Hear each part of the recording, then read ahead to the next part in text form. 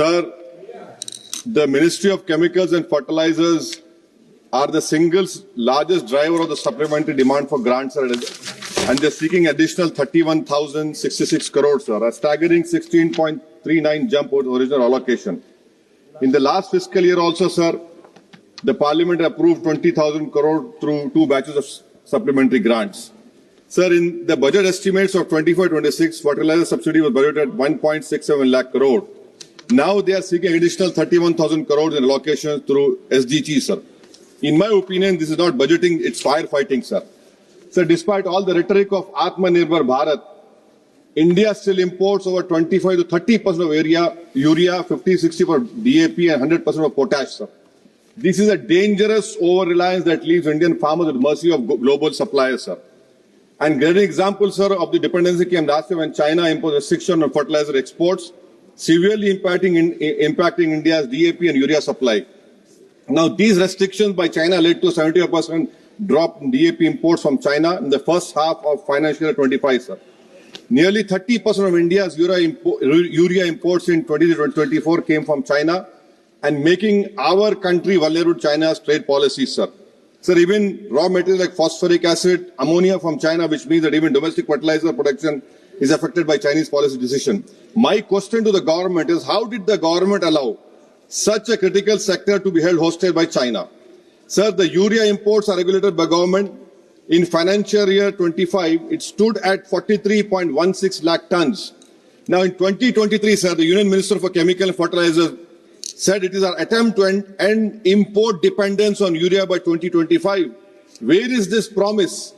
Is it also another classic BJP promise which will never be fulfilled? Sir, now I am quoting from the latest media report that public sector banks write off 6.15 lakh crore in 5.5 years, sir. The finance ministry insists that this isn't a waiver and that recovery mechanism like SARFAESI, DRT, civil courts, IBC will recoup the dues, sir. Now, actual figures, if you see, sir, tell a different story by public sector banks.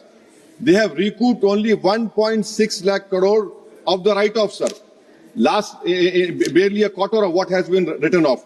If the objective was to improve the health of our banking system, we must ask how effective have these recovery mechanisms truly been, sir. Reducing NPAs on paper through write-offs cannot be counted as substantive recovery. Public deserves a clarity on real recoveries and accountability for loan origination and monetary failures. Sir, in financial year 2015 to 24, Indian commercial banks wrote off around about 12.3 lakh crore with 9.9 lakh crore in the past 5 years, sir. Now, what is happening over here? Thirdly, sir, is if you see the fake notes rose by 37% in the 500 rupees note rose by 37% in financial year 2025. In financial year 2024, sir, 500 rupees counterfeit notes detected were 85,711. In financial year 2025, it has come to 117,722.